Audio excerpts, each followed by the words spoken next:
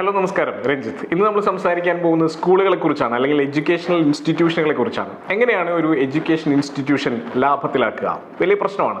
കേരളത്തിലുള്ള മിക്ക സ്കൂളുകളും വലിയ പ്രശ്നം നേരിടുന്ന സ്കൂളുകളാണ്. എങ്ങനെയാണ് ഇതിനെ ലാഭത്തിലാക്കുക എന്നുള്ളത് പലർക്കും അറിയില്ല. അതുകൊണ്ട് തന്നെ ഒരുപാട് എഡ്യൂക്കേഷണൽ ഇൻസ്റ്റിറ്റ്യൂഷനുകൾ കൺസൾട്ട് ചെയ്തിട്ടുണ്ട് എന്നുള്ളതിൻ്റെ എക്സ്പീരിയൻസിൽ ഏറ്റവും പ്രധാനപ്പെട്ട 5 കാര്യങ്ങൾ എഡ്യൂക്കേഷണൽ ഇൻസ്റ്റിറ്റ്യൂഷൻസ് ലാഭത്തിലാക്കാനും നല്ല രീതിയിൽ കൊണ്ടുപോകാനും ഒരു നല്ല ബ്രാൻഡാക്കാനും വേണ്ട 5 പ്രധാനപ്പെട്ട കാര്യങ്ങളാണ് നമ്മൾ ഇന്ന് ഡിസ്കസ് ചെയ്യുന്നത്. ഏറ്റവും ആദ്യത്തെ കാര്യം അഡ്മിഷൻ സ്ട്രാറ്റജിയും റിട്ടൻഷനുമാണ്. അതായത് ഏത് തരത്തിലുള്ള കുട്ടികളെയാണ് നമ്മുടെ സ്കൂളിലേക്ക് അഡ്മിറ്റ് ചെയ്യേണ്ടത് എന്നുള്ള കാര്യത്തിൽ നമുക്ക് കൃത്യത ഉണ്ടാവണം. ഈ ടാർഗറ്റ് ഓഡിയൻസ് എന്ന് പറയുന്നത് സാധാരണ ബിസിനസ്സുകൾക്ക് മാത്രമല്ല, എഡ്യൂക്കേഷണൽ ഇൻസ്റ്റിറ്റ്യൂഷനുകൾക്കും പ്രത്യേകിച്ചും സ്കൂളുകൾക്കും വളരെയധികം ബാധകമാണ്. കാരണം ഏത് തരത്തിലുള്ള, ഏത് ബാക്ക്ഗ്രൗണ്ടിലുള്ള, ഏത് തരത്തിലുള്ള സോഷ്യോ ഇക്കണോമിക് ക്ലാസ്സിലുള്ള കുട്ടികളാണ് ആക്ച്വലി നമ്മളുടെ സ്കൂളിൽ വരേണ്ടത് എന്നുള്ളതിനെക്കുറിച്ച് നമുക്ക് ധാരണ ഉണ്ടാവണം. ഇല്ലാത്ത സ്കൂളുകളെല്ലാം തന്നെ നന്നായി സ്ട്രഗിൾ ചെയ്യും. കാരണം വളരെ ഹെട്രോജീനിയസ് ആയിട്ടുള്ള ഒരു പോപ്പുലേഷനെ എടുത്തുകൊണ്ട് ഒരേ രീതിയിലുള്ള റിസൾട്ട് ഉണ്ടാക്കുക എന്ന് പറയുന്നത് വളരെ ഹെർക്കുലിയൻ ആയിട്ടുള്ള ഒരു ടാസ്ക്കാണ്. അപ്പോൾ അതുകൊണ്ട് തന്നെ ഒരു ഹോമോജീനിയസ് ആയിട്ടുള്ള ഒരു പെർട്ടിക്കുലർ ടാർഗറ്റ് ഓഡിയൻസിലുള്ള കുട്ടികളെ കിട്ടിയാൽ, ഫോർ എക്സാമ്പിൾ കുറച്ചൊരു അപ്പർ പ്രീമിയം ക്ലാസ്സിലുള്ള കുട്ടികളെയാണ് കിട്ടുന്നതെന്ന് വിചാരിക്കുക. അവരുടെ ബാക്ക്ഗ്രൗണ്ട് ഏകദേശം ഒരുപോലെ ആയിരിക്കും.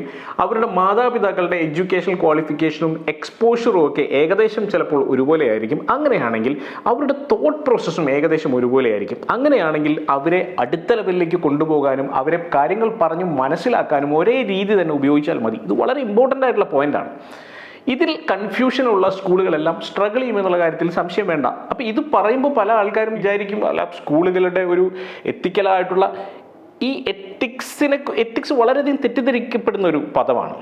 എല്ലാ ആളുകൾക്കും എഡ്യൂക്കേഷൻ കൊടുത്തുകൊണ്ട് അവരെ എംപവർ ചെയ്യുക എന്നുള്ളത് തന്നെയാണ് ടീച്ചിങ്ങിൻ്റെ ഉദ്ദേശമെങ്കിലും അത് സാധ്യമാകുന്നില്ലെങ്കിൽ പിന്നെ ഈ ഒരു കോൺസെപ്റ്റ് കൊണ്ടോ ഫിലോസഫി കൊണ്ടോ ഒരു കാര്യമില്ലല്ലോ.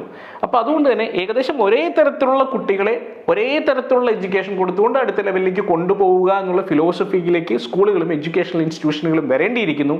അല്ലെങ്കിൽ അവർക്ക് സർവൈവ് ചെയ്യാൻ പറ്റില്ല. പല ആളുകളും ഈ എഡ്യൂക്കേഷനെ പലതരത്തിൽ പെർസീവ് ചെയ്യും. അതൊരു കൺഫ്യൂഷൻ ഉണ്ടാക്കും. അപ്പം അതുകൊണ്ട് തന്നെ ഈ അഡ്മിഷൻ സ്ട്രാറ്റജി ആർക്ക് വേണമെന്നുള്ളതിൽ കൃത്യമായിട്ടുള്ള ടാർഗറ്റഡ് ആയിട്ടുള്ള അഡ്വർടൈസ്മെൻറ്റുകളും പ്രൊമോഷനുകളും ഒക്കെ ഉണ്ടാവണം. ഒപ്പം തന്നെ അവരെ റിട്ടൻഷൻ അല്ലെങ്കിൽ ആ കുട്ടികളെ അവിടെ നിലനിർത്താൻ വേണ്ട ആക്ടിവിറ്റീസിന് കൃത്യമായിട്ടുള്ള ഒരു പ്ലാനിങ് ഉണ്ടാകണം. ഇതാണ് ഏറ്റവും പ്രധാനപ്പെട്ട ഘടകം. രണ്ടാമത്തെ കാര്യം ബാലൻസ്ഡ് ആയിട്ടുള്ള ഒരു ഫീസ് സ്ട്രക്ചർ ഉണ്ടാവണം. ഒരു കാര്യം നമ്മൾ മനസ്സിലാക്കേണ്ടത്, ഇന്നത്തെ കാലത്ത് ആളുകൾ ഏറ്റവും അധികം പൈസ ചെലവഴിക്കുന്നത് കുട്ടികളുടെ എഡ്യൂക്കേഷന് വേണ്ടിയാണ്. കാരണം നമ്മൾ പലപ്പോഴും സ്കൂളിൽ പണ്ട് കാലത്തൊന്നും അധികം ശ്രദ്ധിക്കാറില്ല. പലപ്പോഴും ഫ്രീ എഡ്യൂക്കേഷനും കാര്യങ്ങളൊക്കെ ആയിരുന്നു ഗവൺമെൻറ് സ്കൂളുകളിലൊക്കെ ആയിട്ട് പോയിരുന്നത്. പിന്നീട് നമ്മൾ ഹയർ സ്റ്റഡീസിന് പോകുമ്പോൾ ലക്ഷങ്ങൾ ചിലവഴിക്കാൻ നമുക്ക് വലിയ ബുദ്ധിമുട്ടൊന്നുമില്ല. പക്ഷേ ഇന്ന് പ്രൈമറി ക്ലാസ്സുകളിൽ നല്ല എഡ്യൂക്കേഷൻ കൊടുത്തു കഴിഞ്ഞാൽ പിന്നീട് ഹയർ എഡ്യൂക്കേഷൻ കുറച്ചുകൂടി ഈസിയർ ആവും എന്നുള്ള സത്യം നമുക്ക് മനസ്സിലാക്കാം. കാരണം അവിടെ ചിലപ്പോൾ സ്കോളർഷിപ്പിലേക്കോ അല്ലെങ്കിൽ കുറച്ചുകൂടി വലിയ എക്സ്പോഷറിലേക്കോ ഒക്കെയുള്ള അവസരങ്ങൾ കുട്ടികൾക്ക് കിട്ടും. അപ്പോൾ അതുകൊണ്ട് തന്നെ ഏറ്റവും ബേസിക്സ് ഏറ്റവും പെർഫെക്റ്റ് ആക്കാൻ പറ്റുന്ന തരത്തിലേക്ക് കുട്ടികളെ മോൾഡ് ചെയ്യാൻ മാതാപിതാക്കൾ തയ്യാറായിരിക്കുന്നു. അതുകൊണ്ട് തന്നെ ഒരു കാര്യം മനസ്സിലാക്കുക, നിങ്ങൾക്ക് ഏത് ലെവലിൽ വേണമെങ്കിൽ സ്കൂൾ പൊസിഷൻ ചെയ്യാനുള്ള സാധ്യതയുണ്ട്. ഏത് ലെവലിലാണോ നമ്മുടെ ഇൻഫ്രാസ്ട്രക്ചറും നമ്മുടെ ഫാക്കൽറ്റിയും മറ്റുള്ള കാര്യങ്ങളെല്ലാം പ്ലേസ് ചെയ്തിരിക്കുന്നത്, ആ ലെവലിൽ തന്നെ ഫീസ് സ്ട്രക്ചർ വെച്ചുകൊണ്ട് കൃത്യമായിട്ടുള്ള ഫീസ് സ്ട്രക്ചറിൻ്റെ തീരുമാനം അത് വളരെ ഇമ്പോർട്ടൻ്റ് ആണ്. ഫീസ് സ്ട്രക്ചർ നിങ്ങളുടെ പൊസിഷനിങ്ങിൽ കൺഫ്യൂഷൻ ഉണ്ടെങ്കിൽ ഫീസ് സ്ട്രക്ചറിൽ ആൾക്കാർ കൺവിൻസ്ഡ് ആവില്ല. അപ്പോൾ അതുകൊണ്ട് തന്നെ നിങ്ങളുടെ പൊസിഷനിങ് കൃത്യമാക്കുക. അതിനനുസരിച്ചിട്ടുള്ള ഫീസ് സ്ട്രക്ചറും മറ്റ് അഡീഷണൽ ആയിട്ടുള്ള റവന്യൂ സ്ട്രീമുകളും കൃത്യമായിട്ട് സെറ്റ് ചെയ്യുക. അല്ലെങ്കിൽ ആളുകൾ കൺഫ്യൂസ്ഡ് ആവും. നിങ്ങളുടെ പൊസിഷനിങ്ങിനനുസരിച്ച് ഇപ്പോൾ നിങ്ങളുടെ ഇൻഫ്രാസ്ട്രക്ചർ ആവാം, നിങ്ങളുടെ ഫാക്കൽറ്റിയുടെ ക്വാളിറ്റി ആവാം, ഇത്തരം കാര്യങ്ങളൊക്കെ കമ്പയർ ചെയ്തുകൊണ്ട് ആക്ച്വലി ആളുകൾക്ക് ഈ ഫീസ് സ്ട്രക്ചറിൽ ഒരു കൺവിക്ഷൻ ഉണ്ടാകണം. അപ്പോൾ അത്തരത്തിൽ ബാലൻസ് ചെയ്ത് വേണം ഫീസ് സ്ട്രക്ചർ തീരുമാനിക്കാൻ. അടുത്ത പോയിന്റ് ക്വാളിറ്റി ഓഫ് അക്കാഡമിക്സ് ആണ്. പഠിപ്പിക്കുന്നതിൻ്റെ ക്വാളിറ്റി വളരെ ഏറ്റവും പ്രധാനപ്പെട്ട കാര്യങ്ങളിലൊന്നാണ്. ലോങ് ടേമിലേക്ക് വർക്ക് ചെയ്യാൻ പോകുന്ന ഇതാണ്. നിങ്ങളുടെ കുട്ടികൾക്ക് എന്ത് തരത്തിലുള്ള ക്വാളിറ്റി എഡ്യൂക്കേഷൻ കിട്ടുന്നു. അപ്പോൾ പലതരത്തിലുള്ള എഡ്യൂക്കേഷൻ സിസ്റ്റംസ് നിലവിലുണ്ട്, ടീച്ചിങ് മെത്തഡോളജീസ് നിലവിലുണ്ട്. പഴയ കാലത്ത് അടിച്ചു പഠിപ്പിച്ചിരുന്ന രീതിയുണ്ട്, കളിയിലൂടെ പഠിപ്പിക്കുന്ന രീതികളുണ്ട്, പലതരത്തിലുള്ള ഗ്രീൻ എഡ്യൂക്കേഷൻ ഉണ്ട്, ഫിനിഷ് എഡ്യൂക്കേഷൻ സിസ്റ്റം ഉണ്ട്, പലതരത്തിലുള്ള എഡ്യൂക്കേഷൻ മെത്തഡോളജീസ് ഉണ്ട്. എങ്ങനെ പഠിപ്പിക്കുന്നു ആളുകൾ, അല്ലെങ്കിൽ കുട്ടികൾ എങ്ങനെ എത്രമാത്രം എൻജോയ് ചെയ്ത് പ്രാക്ടിക്കലായി ഇത് മനസ്സിലാക്കിയെടുക്കുന്നു എന്നുള്ളതൊക്കെ വളരെ പ്രധാനമാണ്. പ്രാക്ടിക്കൽ എഡ്യൂക്കേഷൻ്റെ കാലഘട്ടത്തിലേക്ക് നമ്മൾ വന്നിട്ടുണ്ട്. അതിന് പറ്റുന്ന തരത്തിൽ അക്കാഡമിക് മെത്തഡോളജി റെഡിയാക്കാൻ പറ്റണം. ഒപ്പം ഈ മെത്തഡോളജി ഡെലിവർ ചെയ്യാൻ പറ്റുന്ന എക്സലൻ്റ് ആയിട്ടുള്ള ഫാക്കൽറ്റി നമ്മളുടെ കൂടെ ഉണ്ടാവുകയും വേണം. അങ്ങനെ വരുമ്പോഴാണ് ഇത് ഭംഗിയായിട്ടുള്ള ഒരു ലോങ് ടേമിലേക്ക് പ്രോഫിറ്റബിൾ ആയിട്ടുള്ളൊരു ബിസിനസ്സായിട്ട് മാറുന്നത്. അടുത്ത point operational efficiency and cost control ആണ്. പലപ്പോഴും സ്കൂളുകളൊക്കെ പലരും ഈ സ്കൂൾ മാനേജ്മെൻറ്റ് സിസ്റ്റം എന്നൊക്കെ പറയുന്നത് ഒരു ERP ഒക്കെ പോലുള്ള ബാക്ക് എൻഡിലുള്ള ഒരുപാട് സോഫ്റ്റ്വെയറുകൾ അവൈലബിൾ ആണ്. അപ്പോൾ സ്കൂളിലുള്ള എല്ലാ ഭാഗങ്ങളെയും ടച്ച് ചെയ്തുകൊണ്ട് അതിൻ്റെ മാർക്കറ്റിംഗ് ആവട്ടെ, അക്കാഡമിക്സ് ആവട്ടെ, ബാക്ക് എൻഡ് ഓപ്പറേഷൻസ് ആവട്ടെ, ഇതെല്ലാം കൃത്യമായി മാനേജ് ചെയ്തുകൊണ്ട് ഓരോ കുട്ടിക്കും, ഓരോ പാരൻറ്റിനും, ഓരോ ടീച്ചർക്കും ഒക്കെ ഒരു ആപ്പിനകത്ത് തന്നെ ഇൻട്രാക്ട് ചെയ്യാൻ പറ്റുന്ന തരത്തിലേക്ക് അത്തരത്തിലുള്ള ആപ്പുകൾ ഉണ്ടാക്കി കൃത്യമായി ഇതിനെ പ്രൊഫഷണലി മാനേജ് ചെയ്യുന്ന തരത്തിലേക്ക് കൊണ്ടുവന്നാൽ മാത്രമേ നമുക്കൊരു കൺട്രോൾ ഉണ്ടാവുകയുള്ളൂ. അപ്പോൾ അതൊരു ഇൻവെസ്റ്റ്മെൻ്റ് ആണ്. നല്ല രീതിയിലുള്ള ഒരു സ്കൂൾ മാനേജ്മെൻറ്റ് സിസ്റ്റം അവിടെ ഉണ്ടാവുകയും എല്ലാവരും കൃത്യമായി അപ്ഡേറ്റഡ് ആയി പോവുകയും ചെയ്യുന്ന ഒരു സിസ്റ്റം അവിടെ ഉണ്ടെങ്കിൽ തീർച്ചയായിട്ടും ആ സ്കൂളിൻ്റെ മാനേജ്മെൻറ്റിന് അതിന് മുകളിൽ ഒരു കൃത്യമായ കൺട്രോളും പ്ലാനിങ്ങും എല്ലാം ഉണ്ടായിരിക്കും. ആൻഡ് ഫൈനലി കമ്മ്യൂണിറ്റി എൻഗേജ്മെൻ്റ് ആണ്. എന്താ കമ്മ്യൂണിറ്റി എൻഗേജ്മെൻ്റ് എന്ന് പറഞ്ഞാൽ എങ്ങനെയാണ് സ്കൂൾ ഒരു ഇമേജ് ഉണ്ടാക്കുന്നത്?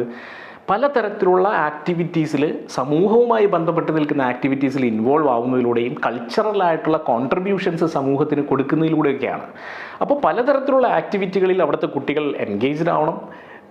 നാളത്തെ നല്ല പൗരന്മാരായിട്ട് വളർന്നു വരാനുള്ള ഒരു സാഹചര്യം അവർക്ക് ഉണ്ടാക്കി കൊടുക്കണം. ഓട്ടോമാറ്റിക്കലി സമൂഹത്തിന് തിരിച്ചും സ്കൂളിനോടൊരു പ്രതിപത്തി ഉണ്ടാവും. കൊള്ളാം, ഈ സ്കൂൾ കൊള്ളാം, ഇവിടെ നിന്നുള്ള ആളുകൾ കൊള്ളാം എന്നുള്ളൊരു ഫീലിംഗ് ഒക്കെ ഉണ്ടാവും.